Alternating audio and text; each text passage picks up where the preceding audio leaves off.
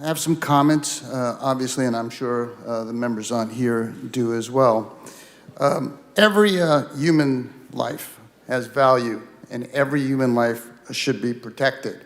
I've heard that women are the most oppressed group. The fact is, the most oppressed and attacked are the unborn. That's who's attacked. Each unborn child conceived is a blessing from God. Abortion is evil. It must come to an end. Since 1973, over 62 million unborn children have been killed in the United States. Worldwide, there are over 56 million abortions every year. What in the past was supposed to be safe, legal, and rare now results in the deaths of nearly 900,000 unborn infants every year in the United States alone. In California, there are approximately 135,000 abortions every year. Now, Governor Newsom wants California to be the abortion capital of the United States. This year's California state budget, 2022-2023, includes $207 million for various proposals that fund the abortion industry. $200 million. This is in addition to the billions, with a B, billions of dollars the federal government gives to Planned Parenthood each and every year. Newsom has just proposed $57 million to help people come to California to get an abortion. And it's evident that Newsom's dream is that California becomes some sanctuary state for abortion, but in reality, California will become a statewide slaughterhouse for the innocent and defenseless unborn. Yet hundreds of millions of dollars for murdering the unborn is not enough for a Rambula and the City Council. This $1 million directed for abortions is frankly disgraceful and a complete misuse of taxpayer money. That money should be used for adoption services, prenatal care, counseling services to assist with pregnancy. There are 1 to 2 million families in the United States alone looking to adopt babies and children. And clearly for those struggling with pregnancy, there are many other options beside abortion.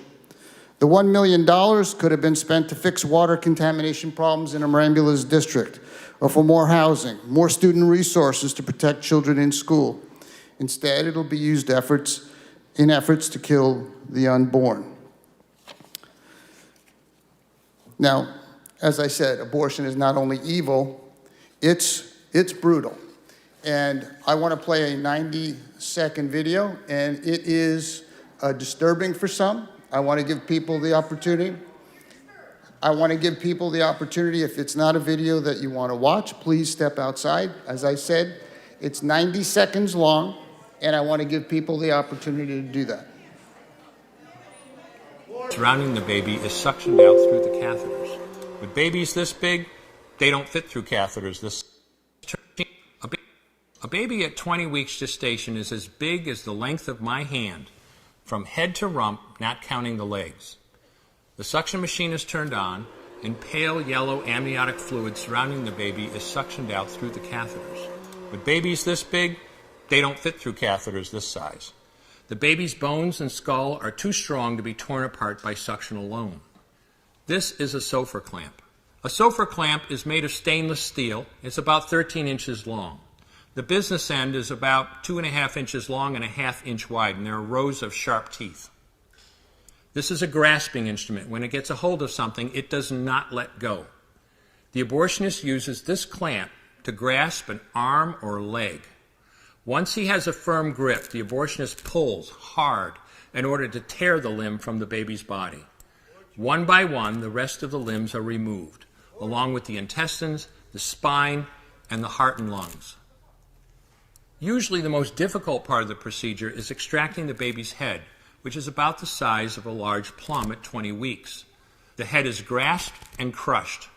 The abortionist knows he has crushed the skull when a white substance comes out of the cervix. This was the baby's brains. The abortionist then removes skull pieces. He removes the placenta and any leftover parts of the baby with a curette, scraping the lining of the uterus for any remaining tissue. The abortionist then collects the baby parts and reassembles them to make sure that there are 2 arms, 2 legs, and all the pieces.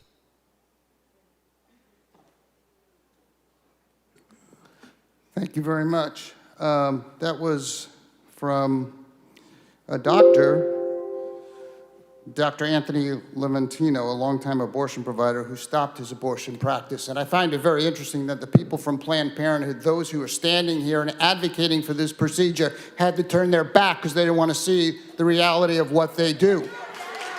So that's the reality. That's the evil. Order. That's the evil of abortion.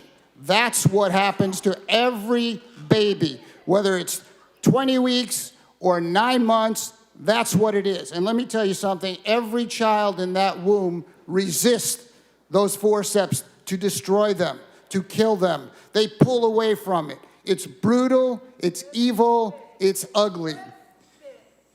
They want to live just as everyone in this room advocating for Planned Parenthood wants to live. You all want to live, I want to live, and the unborn wants to live. You were lucky. Your parents gave you that life. You got to keep your life. Planned Parenthood is not about reproductive care. It has nothing to do with reproducing children. They are killing them. That's what they're doing. Now, I didn't bring this issue to City Hall of abortion. Arambula did. He brought the fight here, and a fight he will get. He could have given the money directly to Planned Parenthood. It did not have to come through City Hall. This was his political agenda, his political game. He got the fight he wanted. This is disgusting. These people, Planned Parenthood, get billions of dollars from the federal government, hundreds of millions of dollars from this state. This $1 million didn't need to come here. It came here for a political reason and a divisive reason. And Arambula got what he wanted. Division. We're divided. I'm never going to back down. The people who are here for life are never going to back down, whether it's $1 million or $1 billion or hundreds of millions of dollars. Abortion is wrong. Those of us who believe in the sanctity of life and protecting the unborn, we may lose this fight today. But remember, it took nearly 50 years to overturn the unconstitutional Roe v. Wade. So no matter how long it takes, we'll keep fighting on behalf of the unborn. They should get to live the life that God gave them, as he gave every one of us. I want to be very clear. Many in our community oppose this evil resolution and expenditure. We will fight it today. We'll fight it every day. We'll never stop until every single human life is valued and protected, especially the innocent and defenseless unborn.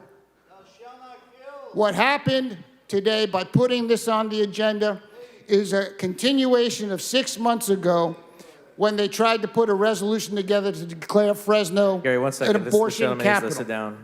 Yes, please. Yeah, please sit down and stop yelling. Sorry, Gary, continue. I'm disappointed in my colleagues that they took the bait from Arambula. I know they support abortion. I know they support Planned Parenthood. We didn't need to have this come to City Hall. I know the mayor has publicly said he's going to veto it. There will be enough votes to override it. So Arambula got what he wanted. But I will tell you this, while we lose the fight today, the fight is not over. It will never be over until this evil, this genocide, this infanticide comes to an end. And boy, I only wish people could have seen as we played this video, and let me tell you, I could have played a lot worse videos than that, how Planned Parenthood supporters had to turn their back because they can't see the evil, the disgusting evil and murder. The council member has the floor. The evil and murder that is being perpetuated by Planned Parenthood. Who isn't for cancer screening? I'll support cancer screening, I always do. I'll support everything but abortion. But the reality is, Planned Parenthood is all about abortion, and anything else is a bunch of bullshit.